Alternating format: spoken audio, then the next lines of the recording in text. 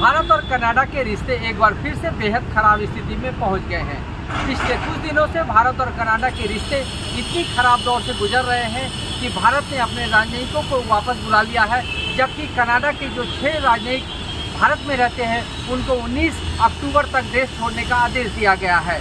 ये स्थिति इसलिए पैदा हुई है कि जो खालिस्तानी आतंकवादी थे हरदीप सिंह निज्जर, उनकी हत्या के बाद इस मामले को लेकर कनाडा सरकार का आरोप है कि इस हत्याकांड में भारत के राजनीतिकों का हाथ रहा है, जबकि भारत इसे पूरी तरह से खारिज करता रहा है।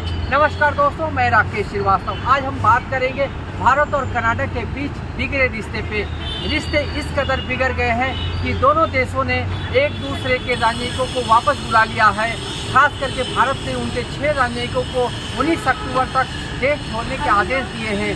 इसी बीच कनाडा के पीएम जस्टिन ट्रूडो का एक बयान बेहद दिलचस्प सामने आया है। उन्होंने साफ रूप से कहा है कि इस मामले को अलग नज़रिए से भारत न देखे। जो हत्या हुई है उस हत्या के मामले में जो कनाडियन पुलिस है उनकी जांच चल रही है और उनके पास इस बात के सबूत मौजूद है कि इसमें भारत के राजनीतिक का हाथ शामिल था। इसी वजह से इस तरह के आरोप लग रहे हैं, इसलिए उसे इस मामले की जांच होनी देनी चाहिए। इसी बीच अमेरिका के जो प्रवक्ता हैं, अमेरिकी सरकार की जो प्रवक्ता हैं, उन्होंने साफ रूप से कहा है कि कनाडा के मामले में जो सामने आ रहा है वो बेहद गंभीर मामला है। कनाडा ने जो आरोप लगाए हैं वो बेहद गंभीर है। भारत को कनाडा के साथ मिलकर इस मामले की जांच होनी देनी चाहिए। यानी साफ रूप से कनाडा के साथ अमेरिका खड़ा हुआ नज़र आ रहा है। वहीं दूसरी तरफ भारत का आरोप है या भारत का कहना है कि ये पूरी तरह से जस्टिन ट्रूडो अगले साल 2025 में होने वाले चुनाव को देखते हुए राजनीतिक वोट बैंक के लिए ये सब कर रहे हैं। लेकिन इन दोनों देशों के बीच बढ़ी इस तल्खी के बीच जो सिख समुदाय के लोग जो पंजाब से सैकड़ों हजारों की संख्या में लोग रहते हैं कनाडा में, उनके सामने बड़ी मुसीबत खड़ी हो गई है। आपको मालूम होगा कि देश भर से खास करके पंजाब से बड़ी संख्या में लोग कनाडा बस गए हैं, कनाडा में पढ़ाई करने गए हुए हैं। कुछ लोग कनाडा में काम भी करते हैं, कनाडा की नागरिकता हासिल कर चुके हैं। उनके लिए ये स्थिति ठीक नहीं है, क्योंकि भारत और कनाडा के बीच तल्खी बढ़ने का साफ मतलब है कि वहाँ जो भारतीय रह रहे हैं उनके लिए नई परेशानी खड़ी हो जाएगी। इससे पहले बांग्लादेश के साथ रिश्ते बिगड़े, उससे भी वहाँ जो हिंदू रह रहे थे, जो भारतीय रह रहे थे, उनके लिए परेशानी खड़ी हो गई थी। अब कनाडा के साथ रिश्ते बिगड़ने के बाद ये स्थिति पैदा हुई है। लेकिन इन सारी स्थितियों के बीच ये बात समझने की ज़रूरत है कि आखिर ये मामला इतना गंभीर क्यों हुआ है। दरअसल 18 जून 2023 को जो खालिस्तानी आतंकी है हरदीप सिंह निज्जर, उसकी हत्या हो गई थी।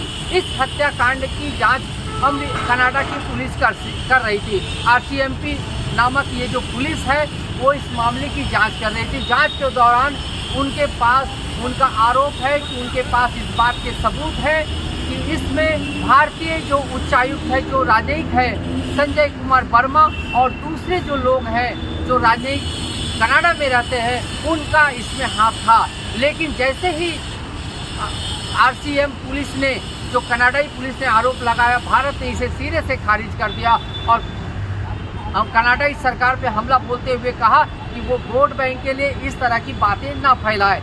लेकिन जो कनाडा की सरकार है, जस्टिन ट्रूडो जो वहाँ के प्रधानमंत्री हैं, उन्होंने भी इस बात को बल दिया है कि हमारी पुलिस ने जो जांच की है और जिस जांच में जो सबूत सामने आए हैं वो इसी तरफ इशारा कर रहे हैं, इसलिए भारत को इस मामले की जांच होनी देनी चाहिए। दरअसल RCMP पुलिस जो है, जो कनाडा की पुलिस है, वो इस मामले की जांच के दौरान भारत के राजनीतिकों से पूछताछ करना चाह रही थी। लेकिन वो जब तक पूछताछ करती उससे पहले ही भारत ने अपने राजनीतिकों को वापस बुला लिया और इसके जवाब में उनके जो राजनीतिक भारत में रह रहे हैं उनको 19 अक्टूबर तक देश छोड़ने का आदेश दे दिया है। कनाडा के साथ इससे पहले भी रिश्ते बिगड़े थे, उस दौरान भी हालात इसी तरह के थे।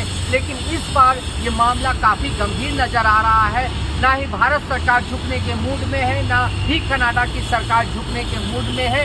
इसी बीच कनाडा में और अमेरिका भारत के मामले में अमेरिकी सरकार की एंट्री से एक दिलचस्प मोड़ सामने आ गया है। आखिरकार कनाडा और भारत के मामले में अमेरिका को बोलने की ज़रूरत क्या थी, लेकिन हाल के दिनों में अगर भारत और अमेरिका के रिश्ते को देखें तो आपको इस बात की तस्दीक मिलेगी कि भारत और अमेरिका के रिश्ते पहले जैसे नहीं रहे हैं, क्योंकि हाल के दिनों में जब 2-3 बयान ऐसे सामने आए हैं जिसमें भारत सरकार द्वारा टैक्स में छूट नहीं दिए जाने को लेकर ट्रंप ने, जो पूर्व वहाँ के राष्ट्रपति थे, उन्होंने आरोप लगाया था कि हमारी सरकार बनेगी तो हम भी छूट नहीं देंगे।